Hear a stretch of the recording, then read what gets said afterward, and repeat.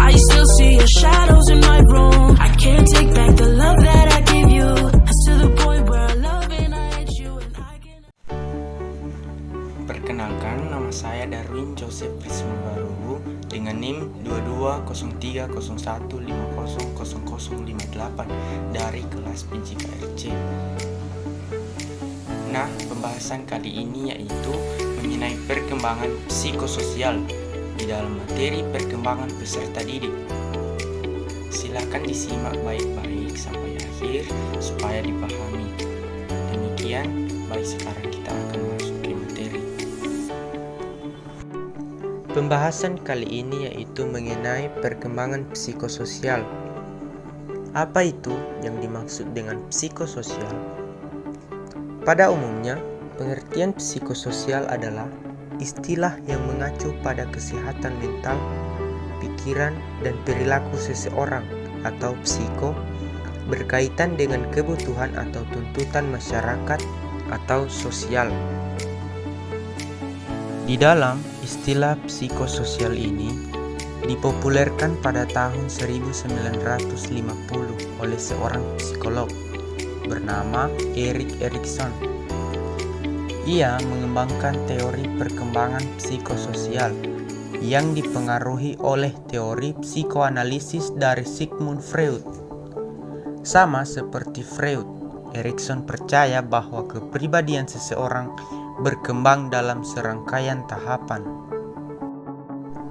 Lanjut, Erikson dalam membentuk teorinya secara baik sangat berkaitan erat dengan kehidupan pribadinya. Dalam hal ini mengenai pertumbuhan egonya.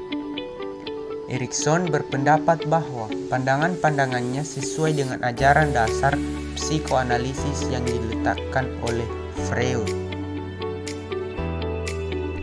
Selanjutnya yaitu tahap perkembangan psikososial menurut Erikson. Tahap-tahap tersebut diantaranya ialah 1. Tahap kepercayaan dan ketidakpercayaan. 2. Tahap otonomi dan perasaan malu dan ragu-ragu.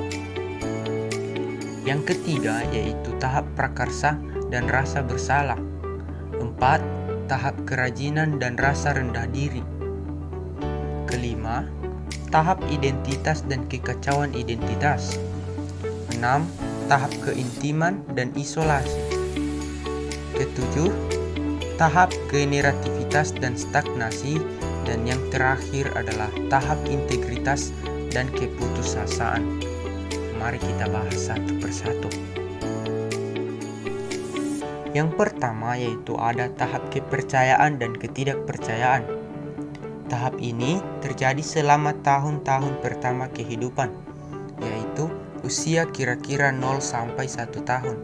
Pada tahap ini, bayi mengalami konflik antara percaya dan tidak percaya.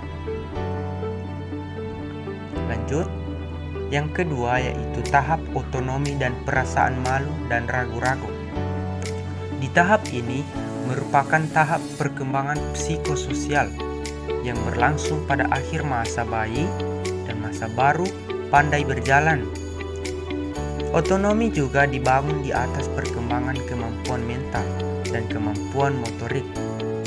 Pada tahap ini, bayi tidak hanya dapat berjalan, tetapi mereka juga dapat memanjat, membuka dan menutup, menjatuhkan, menolak dan menarik, bahkan memegang dan melepaskan. Tahap selanjutnya yaitu tahap prakarsa dan rasa bersalah, di mana tahap perkembangan psikososial ketiga yang berlangsung selama tahun-tahun prasekolah. Pada tahap ini, anak terlihat sangat aktif, suka berlari, berkelahi, memanjat-manjat, dan suka menantang lingkungannya. Dengan menggunakan bahasa, fantasi, dan permainan khayalan, dia memperoleh perasaan harga diri. Tahap berikut adalah tahap kerajinan dan rasa rendah diri. Tahap ini merupakan tahap psikososial keempat yang berlangsung kira-kira pada tahun-tahun sekolah dasar. Pada tahun ini, anak mulai memasuki dunia yang baru, yaitu sekolah dengan segala aturan dan tujuan. Lanjut, tahap identitas dan kekacauan. Di tahap identitas dan kekacauan, identitas ini merupakan tahap psikososial yang kelima, yang berlangsung selama tahun-tahun masa remaja, yaitu ada kira-kira 12 sampai 20 tahun. Tahap ini adalah tahap yang paling diberi penekanan oleh Erikson, karena tahap ini merupakan tahap peralihan dari masa anak-anak ke masa dewasa. Nah, peristiwa-peristiwa yang terjadi pada tahap ini sangatlah menentukan perkembangan kepribadian masa dewasa. Lanjut ke tahap selanjutnya, yaitu tahap keintiman dan isolasi. Tahap ini dimulai sekitar umur 20-24 tahun, yaitu masa awal dewasa. Perkembangan psikososial keenam yang dialami individu selama tahun-tahun awal masa dewasa. Jika pada masa sebelumnya, individu memiliki ikatan yang kuat dengan kelompok sebayanya, maka tugas perkembangan individu pada masa ini adalah membentuk relasi intim dengan orang lain. Ke tahap selanjutnya, yaitu tahap generativitas dan stagnasi. Tahap ini merupakan tahap psikososial ketujuh yang dialami individu selama pertengahan masa dewasa. Ciri utama tahap generativitas adalah perhatian terhadap apa yang dihasilkan atau keturunan, ide-ide dan sebagainya, serta pembentukan dan penetapan garis-garis pedoman untuk generasi mendatang. Tahap yang terakhir ialah tahap integritas dan keputusasaan. Tahap ini merupakan tahap ke-8 yang dialami individu selama akhir masa dewasa.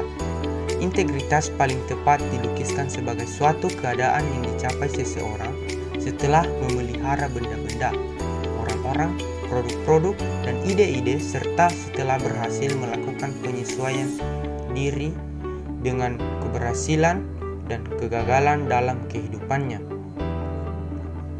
Demikian penjelasan tentang materi perkembangan psikososial. Semoga dapat dipahami apa yang telah saya sampaikan.